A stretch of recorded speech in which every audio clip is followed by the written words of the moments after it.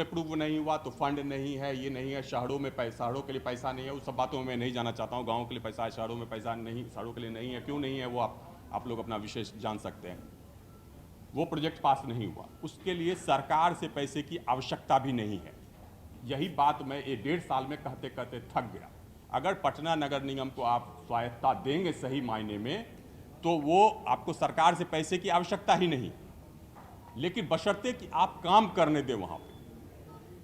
पूरा मेरा जो 1.5 साल का वहाँ कार्यकाल रहा वो उसी संघर्ष का गवाह है। आप एक एक फाइल निकाल करके चेक कर सकते हैं। जितनी ज़्यादा चिट्ठियाँ मैंने सरकार को लिखी होंगी, शायद ही किसी नगर आयुक्त ने आज तक सरकार को लिखी होगी, और उससे बहुत लोगों को बहुत दुख हुआ, चाहे वो नगर विकास विभाग हो या उससे ऊपर के लोग हों या उससे ऊपर के लोग हों या सबसे ऊपर के लोग हों। बहुत लोगों को बहुत दुख है उस बात का कि नगर निगम के लिए इतना ज़्यादा करने की क्या आवश्यकता है। और मैंने तो अर्बन पॉलिसी पढ़ा है, मैंने दुनिया के सबसे संस्थान से अर्बन पॉलिसी पढ़ा है। बाकी लोगों ने तो खैर अर्बन का यू भी जानते हैं कि नहीं जानते हैं, मुझे पता नहीं। जब तक आप अपने नगर निकायों को मजबूत नहीं करेंगे, जब तक उनको आप आत्मनिर्भर नहीं बनाएंगे, इसी देश में जब तक आप उनको अहमदाबाद, सूरत या इंदौर के जैसा नहीं बनाएंगे, तब तक कुछ होने वाला नहीं है। उसमें भी सैकड़ों प्रोजेक्ट हम लोगों ने बना करके दिए, सभी प्रोजेक्ट पर ऊपर से वीटो आया, उसी परंतु के कारण, उसी प्रोवाइजो के कारण कि नहीं, राज्य सरकार इस पर रोक लगाती है। चाहे वो सारे स्मार्ट सिटी का प्रोजेक्ट रहा हो या नगर निगम ने अपने बहुत सारे कॉमर्शियल जो प्रॉपर्टीज़ थी उसको एक्सप्लॉइट करने की कोशिश किया हो, या मुझे पता नहीं वो पीआरडीए वाला क्या हुआ। वो पीआरडीए का जो प्रॉपर्टी का वन टाइम फ्री होल्ड किया जाना था, वो भी रोक लग गया, वो भी रोक लगा। उस पर भी करीब 250-300 करोड़ म्यूनिसिपल कॉर्पोरेशन को मिलना था, वो भी नहीं मिला। Advertisement policy, outdoor advertisement policy बनी, आउटडोर एडवर्टीजमेंट पॉलिसी आज तक अप्रूव नहीं हुई। एक एक शब्द उसका मेरा लिखा हुआ है, उसको आप पढ़ सकते हैं, अंग्रेजी समझ में आ जाएगी कि वो किसका लैंग्वेज है। उससे भी हर साल नगर निगम को 200-500 करोड़ की आमदनी सुनिश्चित होती। वो आउटडोर पॉलिसी भी आज तक अप्रूव नहीं हुई। क्यों नहीं हुई? बहुत कारण है, उस पर आप पूछिएगा तो मैं जवाब दे दूँगा। उस सारी चीज़ों का मुझे पता है। उसके लिए विधान परिषद तक के हॉल में ज़बरदस्त बहस हुई। 2-3 विधान जो वहाँ सदस्य थे, सब मंत्री भी हैं, उसमें कुछ लोग मंत्री भी हैं। खूब उछल कूद हुई, कैसे आप कर देंगे, ये करेंगे, अवैज्ञानिक है तो ये है, वो है, पटना है, मुंबई नहीं है, दिल्ली नहीं है, लंदन नहीं है, वगैरह वगैरह बहुत सारी बातें हुई। आज तक वो नहीं अप्रूव हुआ। वो मुझे भी पता था कि मैं नहीं रहूँगा तो नहीं ही अप्रूव होगा, वो भी नहीं हुआ। आपका ट्रेड लाइसेंस अप्रूव होना था, नहीं हुआ। आपने जितने आपका मोबाइल टावर का पॉलिसी था, वो भी मैंने सुना है कि उसको काट छाँट करके उसका सत्यानाश कर दिया गया है। जितनी भी पॉलिसीज़ थी जिससे कि आपके नगर निकाय को आमदनी हो सकती थी, वो किसी न किसी स्वार्थ के कारण, सबको पता है कि क्या स्वार्थ उसके पीछे रहता है, किसी न किसी स्वार्थ के कारण उस पर रोक लगाइएगा तो नगर निकाय के पास पैसा नहीं रहेगा और नगर निकाय कार्य कर नहीं पाएगा। तो इसमें एक बिंदु जो लिखा गया है नेतृत्व क्षमता के बारे में, मुझे लगता है कि इसकी गवाही तो वहाँ जो भी मेयर हैं या पार्षद हैं वो ज़्यादा बेहतर बता पाएंगे कि नेतृत्व क्षमता क्या होती है। सरकार में भी सभी लोगों को पता है, माननीय मुख्यमंत्री को भी पता है कि मुझ में कितनी नेतृत्व क्षमता है। वो उसको मुझे सिद्ध करने की आवश्यकता नहीं है, लेकिन अब मैं उसको सिद्ध कर दूंगा। मुझे लगता है कि वो भी इसी माध्यम से होना था। तो वो नेतृत्व क्षमता वाला जो आरोप है वो मुझे सिद्ध करना पड़ेगा, वो मैं इस राज्य में सिद्ध करूंगा, वो मैं सिद्ध करके दिखाऊंगा। बाकी जो आरोप वाला पार्ट था, नाले वाला चीज़ मैंने आपको बता ही दिया। नाले की हर साल सफाई होती है, उसमें चोरी चकारी भी होती है, किसी से छिपा हुआ नहीं है। हमने उसका ऑडिट कराया था, ऑडिट रिपोर्ट भी कहीं पड़ा हुआ होगा। कार्रवाई करनी हो तो जो वर्तमान नगर आयुक्त हैं वो अपना कार्रवाई करना चाहें कर लें। वो सब चीज़ हर साल होती है, लेकिन उसका कोई वो मुख्य कारण उसका नहीं है, क्योंकि नालों की पर्याप्त मात्रा में सफाई हो ही जाती है। और पिछले साल और ज़्यादा संसाधन थे, इस साल भी सफाई उसकी हुई होगी। हमने 75 जेसीबी खरीदवा दिया था, 75 रोबोट बॉबकेट खरीदवा दिया था। संसाधन की कोई कमी नहीं है। आप तो नाले की खुरच के भी सफाई कर सकते हैं। और जिन महापुरुषों ने ये रिपोर्ट बनाया है जिसमें 1000 गलतियाँ हैं, वो उनको बुनियादी बात समझ में नहीं आ रही है। जो कहानी सुनाया जाता है कि नाले साफ नहीं थे, तो फिर पानी निकल कैसे गया? फिर पानी कैसे निकला? क्या बाढ़ में उसी जल जमाव में लोग जाके नालियाँ साफ हो गई, नाले साफ हो गए? जो नाले साफ करने में 6 महीना लगता है वो क्या 6 दिन में साफ हो गया? तो ये सब देखिए भाई, वही मैंने कहा ना कि अर्बन पॉलिसी का यू अगर समझ में नहीं आएगा तो चीज़ें समझ में नहीं आएगी, और वही इस राज्य का सबसे बड़ा दुर्भाग्य है। 10% अर्बनाइजेशन है, शहरी चीज़ें लोगों को समझ में आती नहीं है, तो वो भी बिल्कुल बोगस बात है। संवादहीनता की स्थिति है, उस आरोप को सरकारी तौर पर मैं स्वीकार नहीं करता हूं, व्यक्तिगत तौर पर मैं उसको स्वीकार करता हूं। संवादहीनता का सरकारी जो संवाद का नियम है वो है कि पत्राचार होना चाहिए, जो भी डायरेक्शन है चिट्ठी लिख के दीजिए ना। लेकिन सरकार में एक परंपरा बन गई है फोन कॉल और व्हाट्सएप कॉल करने की। माननीय मंत्री जी को कुछ कहना है तो फोन क्यों करना है, चिट्ठी लिख दीजिए। भाई किसी का नक्शा पास कराना है या कहीं पर नाला साफ कराना है या कुछ भी कराना है, लोग मिलने के लिए आते हैं, आपके पास आते भी होंगे, तो क्यों फोन करना है? चिट्ठी लिख दीजिए कि इनका नक्शा पास कर दीजिए। चिट्ठी लिखने में क्या दिक्कत है? सरकारी प्रक्रिया तो यही ना है, इसके अलावा तो और कोई प्रक्रिया नहीं सिखाई गई है।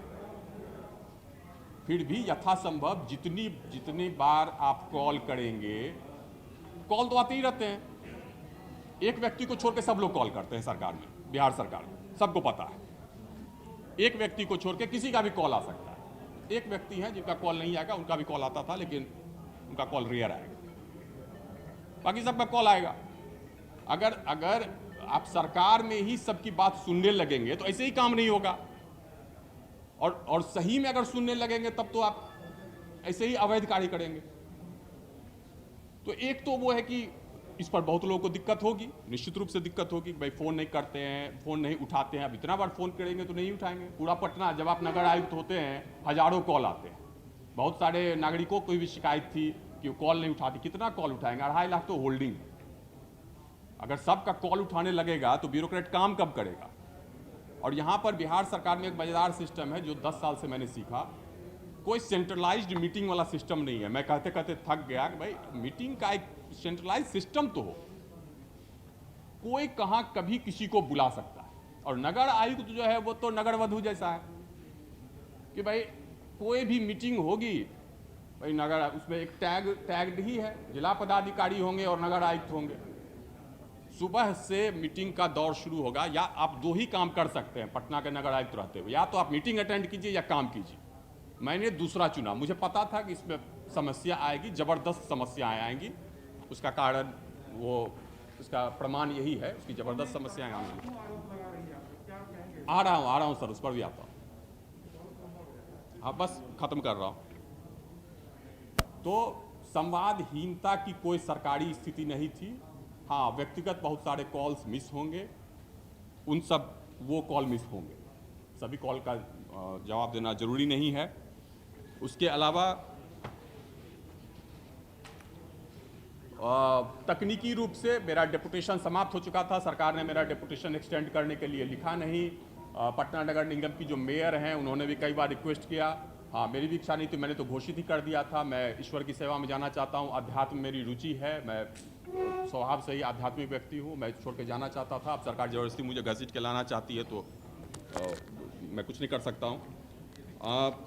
जनरली मेरी जो स्थिति रही है, आप जहाँ जहाँ मेरी पोस्टिंग रही है बिहार सरकार में वो पता कर सकते हैं। और हर जगह काम की, मैंने क्या काम किया वो भी मैं गिनाना नहीं चाहूँगा, क्योंकि एक सैद्धांतिक रूप से मेरा यकीन है कि नौकरशाह जो है वो नौकर है और उसको काम करने के लिए जनता से वेतन मिलता है, और उसका जो भी क्रेडिट है उसका क्रेडिट नौकरशाह को लेने का अधिकार नहीं है। इसलिए किसी भी काम का मैं यहाँ पर क्रेडिट नहीं लूँगा। सूचना के रूप में आप मुझसे पूछेंगे तो मैं बता दूंगा, और ना ही मेरे पास उतना समय है कि मैं क्रेडिट लूँ। अर्बन पॉलिसी पे मैं 2 मिनट आप लोग का समय लेना चाहूँगा। पटना की जो समस्या है उसको जब तक बहुत ही इमरजेंट बेसिस पे सॉल्व नहीं किया जाएगा तो वो समस्या वैसी ही रहेगी। पटना शहर में मास्टर प्लान 1983 से लेकर के 2014 तक रहा ही नहीं। क्यों नहीं रहा, उसका जवाब भी लोगों को ही देना चाहिए। मास्टर प्लान क्यों नहीं अप्रूव हुआ? और एक मज़ेदार बात यह है कि पटना शहर के अंदर जो भी काम होते हैं पूरे भारत में या पूरी दुनिया में अगर किसी को कोई काम करना है निगम क्षेत्र में तो उसको म्यूनिसिपैलिटी से अप्रूवल लेना है, मास्टर प्लान के अनुरूप होना चाहिए। आज के दिन पूरे पटना में जितने भी फ्लाईओवर बने हैं, जितनी भी बिल्डिंगें बनी, सरकारी भवनें, क्या किसी का भी अप्रूवल लिया गया? क्या किसी का भी एनओसी पटना नगर निगम से लिया गया? बिल्कुल नहीं लिया गया। किसी को भी क्या मास्टर प्लान का अप्रूवल मिला हुआ? नहीं मिला हुआ। जितने भी प्रोजेक्ट चलेंगे, नमामि गंगे का प्रोजेक्ट चलेगा, किसी ने सीवरेज का गड्ढा खोद दिया, गेल वाले आ गए, उन्होंने पाइपलाइन डाल दिया, एक प्राइवेट कंपनी आ गई मोबाइल नेटवर्क लगाने के लिए, उसके बहुत सारे मोबाइल टावर हम लोगों ने कटवा दिए थे, सारे अवैध थे। मोबाइल टावर तो सारे अवैध ही हैं यहाँ पर, सारे होर्डिंग, सारे मोबाइल टावर सब अवैध हैं, खास लोगों के ही हैं। वो सब किसी भी चीज़ में पटना नगर निगम से अप्रूवल नहीं लिया जाता है। नगर निकायों की कोई अप्रूवल लेने की आवश्यकता नहीं समझी जाती है। कोई तकनीकी बाधा अगर कभी कोर्ट इत्यादि में आ गई, उसको कैबिनेट डिसीजन लेकर के रफा दफा कर दिया जाता है। मजबूत करने की कोशिश की, जिससे कि बाकी जनप्रतिनिधियों में बहुत समस्याएं थी, क्योंकि यहाँ जितने पार्षद हैं उनको एक चोर समझने की परंपरा। 75 पार्षद है, सब चोर है। मीडिया में भी वही बात है, राजनीति में भी वही बात है, सब लोग आए पार्षद मतलब बेकार आदमी। पार्षद जो है वो सबसे ज़्यादा अकाउंटेबल है, क्योंकि उसके पास मोहल्ले वाले लोग पहुंच करके उसको गाली दे सकते हैं। बाकी तो विधायक जी मिलते नहीं हैं, एमपी साहब मिलेंगे नहीं, मंत्री जी तो मिलना दुर्लभ है और उससे ऊपर तो मिल ही नहीं सकते हैं। और सभी वार्ड में 5-5, 10-10 करोड़ की योजनाएं स्वीकृत की गई। 400 करोड़ का पटना म्यूनिसिपल कॉर्पोरेशन का बजट था, 4000 करोड़ का वो हुआ। इस किताब को पढ़ लीजिएगा पटना नगर निगम में। अगर पटना का ब्लूप्रिंट, पटना का विजन जानना है तो इस किताब में आपको सारी जानकारी मिल जाएगी। पटना नगर निगम में क्या क्या हुआ, क्या क्या होना चाहिए पटना शहर में, वो सारी जानकारी इस किताब में है।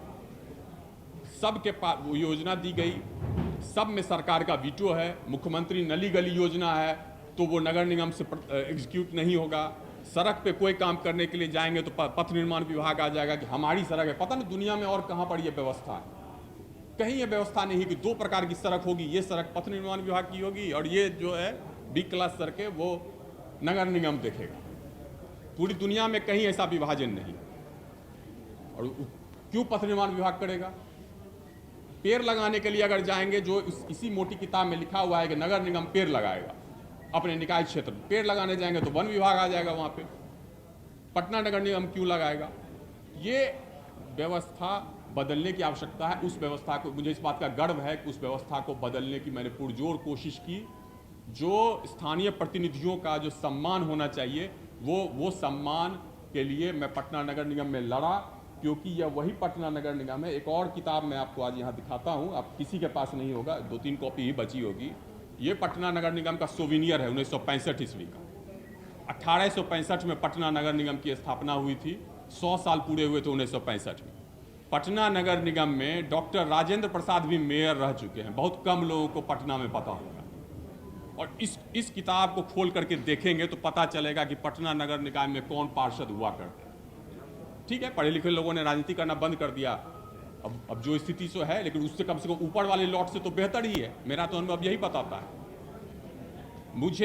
मुझे इस बात को कहने में कोई दिक्कत नहीं है कि पटना नगर निगम के क्षेत्र में जो भी योजना चलती थी उसका कार्यान्वयन पटना नगर निगम के द्वारा किया जाना चाहिए था। और इसके लिए मैंने अनेक पत्र लिखे, जिससे कि लोगों को अपनी तकलीफ होगी तो हो।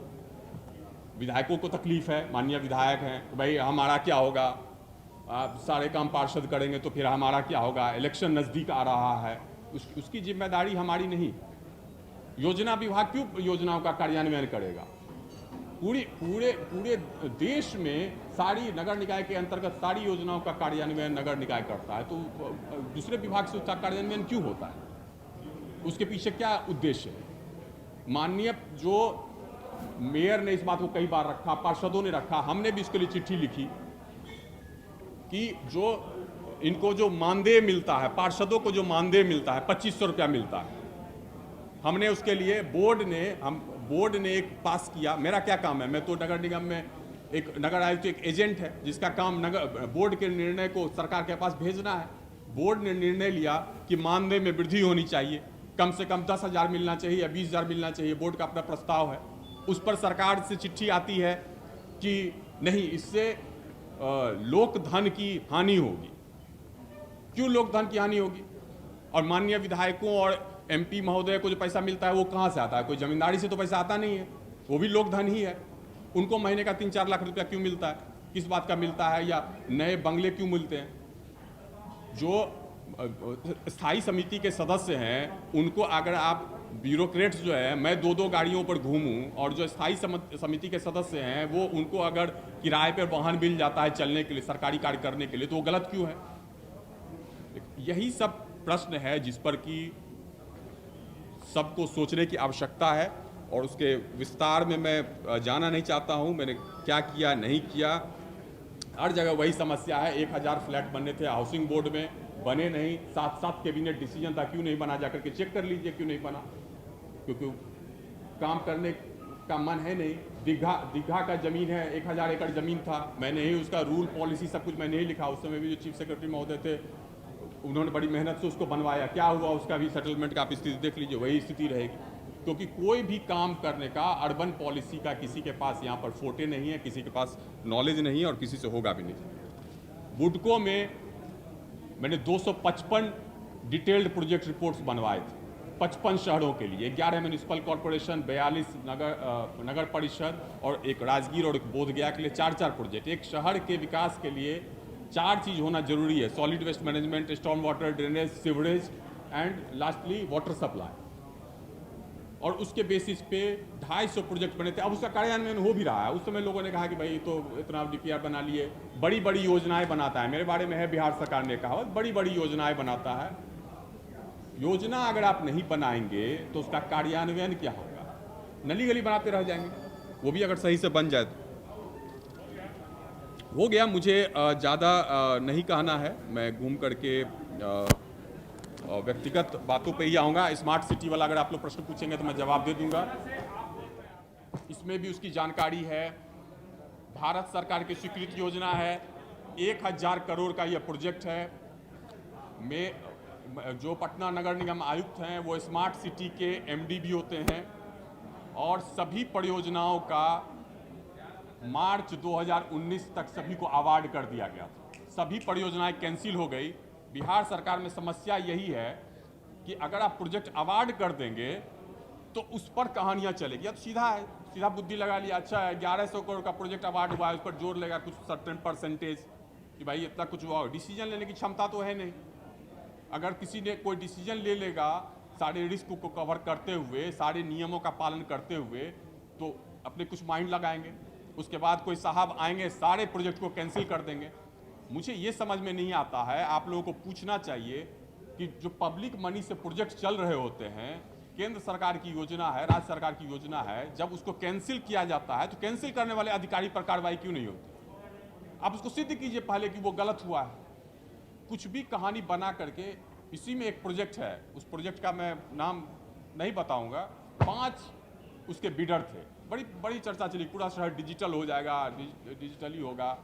5 उसके बिडर थे, कार्य करने की यही प्रणाली है। 5 के अलग अलग पैरवी का मंत्री होंगे तो ये होंगे वो होंगे, 20 तरह के लोग पैरवी करेंगे। आप किसी और को दे दीजिए, रेप्यूटेड व्यक्ति को, सारी नियम का पालन करते हुए लोग हाईकोर्ट में केस कर देंगे। ऑनरेबल हाईकोर्ट से वो अपहेल्ड भी हो जाएगा कि हाँ पटना जो निर्णय है स्मार्ट सिटी का बिल्कुल सही है। उसके बावजूद इसको कैंसिल किया जाएगा और उसका कार्यान्वयन नहीं होगा। वही कार्य करने की यहाँ पर गति है। इस पर मैं ज़्यादा कुछ नहीं बोलना चाहूँगा। मैं जिस चीज़ से मैंने शुरू किया कि मैंने इसकी शुरुआत नहीं की है, और अगर नेतृत्व क्षमता का प्रश्न है तो नेतृत्व क्षमता दिखाने की जिम्मेदारी मेरे ऊपर है। मैंने बहुत इज्जत के साथ नौकरी छोड़ी। 16 साल के सिविल सर्विस करियर में गुजरात से लेकर के बिहार तक एक भी व्यक्ति कोई बोल दे कि हाँ हमने इनको एक मुफ्त की चाय भी पिलाई है तो मैं मान जाऊंगा। बोल दे, सिद्ध करने की बात बहुत दूर की बात है। वो हमारा सिविल सर्विस का करियर रहा है और चाय की चर्चा चली है तो मेरा जो ट्रैक रिकॉर्ड रहा है बिहार सरकार में, चाय कॉफ़ी भी मैं अपने ही पैसे से अपने कार्यालय में भी पीता हूँ और पिलाता भी हूँ, वो भी लोगों को पता ही होगा। तो मुझे अपने सिविल सर्विस करियर के बारे में किसी से कोई सर्टिफिकेट नहीं चाहिए। बिहार के बाहर लोग मुझे जानते हैं। हाँ, लेकिन नेतृत्व क्षमता का जो प्रश्न था, तो नेतृत्व क्षमता अब मैं दिखा देता हूँ कि नेतृत्व क्षमता क्या। मेयर के बारे में क्या कहना है? अनुपम जी, मेयर के बारे में क्या कहना है? क्योंकि दोषी दोनों बराबर हो रहे हैं, कमिश्नर के साथ साथ मेयर। देखिए, मैंने तो पहले बता दिया कि इसमें दोषी कौन है। दोषी आपका स्ट्रक्चर है, नियम की समझ है। हाँ, यही बात तो है। मेयर अगर दोषी हैं, हाँ, ये बात रह गई। ये जो एक विच हंट है यहाँ पे सिस्टम में कि भाई जो भी कुछ भी हुआ तो हेड ऑफ द ऑर्गेनाइजेशन जिम्मेदार है, जो सबसे ऊपर वाला आदमी है जिम्मेदार है। ये जिम्मेदारी कहाँ तय होगी? अगर अब दोषी कौन था? पंप चालक दोषी है, जूनियर इंजीनियर दोषी है, कि एग्जीक्यूटिव इंजीनियर दोषी है, कि म्यूनिसिपल कमिश्नर दोषी है? अगर यही जिम्मेदारी तय होती गई कि भाई पंप नहीं चला या पानी जमा हो गया या सफाई निरीक्षक ने ठीक से काम नहीं किया, अगर उसकी जिम्मेदारी म्यूनिसिपल कमिश्नर की बनती है तो ठीक है, आपने कहा मेयर की जिम्मेदारी क्यों नहीं है, मंत्री की जिम्मेदारी क्यों नहीं है, मुख्यमंत्री जी की जिम्मेदारी क्यों नहीं है? वो जिम्मेदारी कहाँ जाकर के खत्म होगी? हर साल समीक्षा होती ही है जल जमाव से पहले मॉनसून में, माननीय मंत्री जी के स्तर पे, माननीय उप मुख्यमंत्री जी के स्तर पे, हर स्तर पर उसकी समीक्षा होती है। तो अगर उसमें म्यूनिसिपल कमिश्नर जिम्मेदार है, ये मैं अपने जूनियर के लिए कह रहा हूँ क्योंकि मैं तो म्यूनिसिपल कमिश्नर था भी नहीं जो उस समय वहाँ पोस्टेड थे। अगर म्यूनिसिपल कमिश्नर उसके लिए जिम्मेदार है या नीचे के पदाधिकारी जिम्मेदार हैं, तो वो जिम्मेदारी कहाँ जा करके तय होगी? सबको इस्तीफा देना चाहिए, उनको भी इस्तीफा दे देना चाहिए। सभी जो माननीय मंत्री हैं, माननीय मुख्यमंत्री, वो भी इस्तीफा दे दें, हट जाए पद से। मैंने नहीं दिए, यही आप लोगों की गलतफहमी है। बोर्ड में इस एक्ट में जो भी निर्णय होते हैं, मेरी उतनी वित्तीय क्षमता ही नहीं है। इस एक्ट के अंतर्गत जितने भी निर्णय होते हैं वो स्थायी समिति और बोर्ड के द्वारा लिए जाते हैं। लेकिन वो जरूरत था उस समय, वो तो बोर्ड जानेगा कि जरूरत था कि नहीं था। उसका मैं सैद्धांतिक व्यक्तिगत रूप से मुझे पूछेंगे, अर्बन पॉलिसी एक्सपर्ट के रूप में पूछेंगे, मेरे ज्ञान को थोड़ा इज्जत देंगे, बिल्कुल मिलना चाहिए। क्यों नहीं मिलना चाहिए? नहीं तो किसी को नहीं मिलना चाहिए। बाकी लोगों को क्यों मिलना चाहिए? एक साल होने के बाद पटना में बात हुआ, म्यूनिसिपल कमिश्नर को क्यों गाड़ी मिलनी चाहिए? आप ही के ऊपर क्यों आरोप लग रहा है? हाँ, ये इस आपके ऊपर आरोप क्यों लगा? के लिए आप दोषी हैं, आपने बताया कि 4-5 पॉइंट का आपको जिन देखिए, इसमें मैं बहुत व्यक्तिगत नहीं होना चाहूँगा इसमें, लेकिन एक तो हाँ, अरे आ रहा हूँ भाई, सीधी ही बात करूँगा, इतनी सीधी बात करूँगा कि पचाने की भी क्षमता होनी चाहिए। इसमें जिन लोगों ने रिपोर्ट लिखी है उसमें सभी व्यक्ति पर मैं कमेंट नहीं करना चाहूँगा, लेकिन उसमें है बहुत सारे लोग, बहुत प्रेमी लोग भी होते हैं। इस समिति के ही जो अध्यक्ष हैं, उनका हाउसिंग का अलॉटमेंट मैंने कैंसिल किया हुआ है, चेक कर लीजिए। और तो यहाँ तो पटना में तो वो भी है ना, अलॉट होगा रेजिडेंशियल पर्पस के लिए, उसका कॉमर्शियल यूज़ होता है। एक बहुत फेमस सोसाइटी है इसके नगर में, वो भी है। उसमें मैं नहीं जाना चाहता हूँ, हम पर्सनल और प्रोफेशनल को उसमें मिक्स नहीं करना चाहते। एक साल बाद आप सामने आ रहे हैं। हाँ, बिल्कुल मुलाकात पार्टी मैंने ऑलरेडी ज्वाइन की हुई है, मैं पार्टी का महासचिव हूँ, लेकिन उसको अभी रहने दीजिए, उसके लिए नहीं। एक साल बाद सामने आ रहे हैं। आज मैं इसलिए सामने आया हूँ क्योंकि 1 साल के बाद मुझे यह मिला है, और यही कछुआ गति है सरकार में काम करने की। यहाँ इसी गति से होता है कि रिपोर्ट आने में भी 1 साल लगता है, और उसमें अगर आप 2 महीने में काम कर देंगे तो बोलेगा कि जरूर नियम कानून का पालन नहीं किया होगा। क्योंकि यहाँ पर अगर आप नॉर्मल गति से काम कीजिएगा तो माना जाता है कि जरूर नियमों का उल्लंघन हुआ होगा, गड़बड़ियाँ होगी। 30-40 साल में काम कीजिए, कोई दिक्कत नहीं है। क्या तैयारी है चुनाव लड़ने की तैयारी? क्योंकि आपने कहा कि हम अपनी क्षमता बताएंगे। हाँ, वो समय आने पर मैं बता दूँगा। आपका समय आ गया, चुनाव नजदीक है। देखिए, पटना इससे संबंधित अगर आपके पास प्रश्न खत्म हो जाएं तो उन सारे प्रश्नों का भी मैं जवाब दूंगा। इनसे संबंधित कोई प्रश्न है तो पूछ लीजिए। सीधा से मेरा सवाल कि अभी ही आपको क्यों याद आया? चुनाव का इंतजार अरे सरकार को अभी याद आया, सरकार को अभी याद आया। सरकार को जब याद आ गया तो मैं आ गया जवाब देने के लिए। मैंने बोला ना कि अखबार में छपी खबर पे मैं कुछ बोलूँगा नहीं, अखबार में पढ़ता भी नहीं हूँ। अखबार में बहुत सारी बातें छपती है, अखबार में क्यों छपती है वो भी आपको पता है। लेकिन आपको जवाब जहाँ देना चाहिए था वहाँ आपको जवाब देना चाहिए। कहाँ जवाब देना चाहिए? आपको जो नोटिस है उसके हिसाब से ना, मैंने नौकरी छोड़ दी भाई साहब, मैंने नौकरी छोड़ दी। मैं इनको जवाब नहीं दूंगा, ये मैं डस्टबिन में डाल दूंगा। क्योंकि इसलिए प्रेस कॉन्फ्रेंस करने की आवश्यकता थी, क्योंकि आप सभी लोगों ने उसके बारे में कई खबर चलाए, ठीक है। और मुझे मेरे मित्र बता ही देते हैं कि भाई रात में गाना सुन रहे थे, अंग्रेजी गाना सुन रहे थे। जब पटना डूब रहा था तो अंग्रेजी गाना सुन रहे थे। अब गाना सुनने से दिक्कत है कि अंग्रेजी गाना सुनने से दिक्कत है वो मुझे नहीं पता, मैं उसमें म्यूनिसिपल कमिश्नर भी नहीं था। तो इस आधे पेज का न्यूज छप रहा है। अब तो आप लोगों की भी अग्नि परीक्षा है कि जो मैंने जवाब दिया वो कल के फ्रंट पेज के आधे पेज पे छपता है कि नहीं छपता है। आरोप लगाने में तो लगा दिया। आप तो एक अगर कोई सिविल सर्वेंट है, अगर वो बाय डिफ़ॉल्ट ईमानदार है और चोरी चकारी नहीं करता है तो उसकी इज्जत क्या है, उसकी क्रेडिबिलिटी है। उसको 2 मिनट में आप लोग लूट के निकल जाते हैं। चुनाव भी लड़ रहे हैं लड़ने वाले हैं क्या? हमारी जो पार्टी है वो चुनाव लड़ेगी, सभी 243 सीटों पे चुनाव पार्टी है, कौन सी पार्टी? पता नहीं, पुलरल्स नाम की पार्टी है, आप लोग को अभी तक पता नहीं है। ये भी एक हम लोग के रिलेशन है।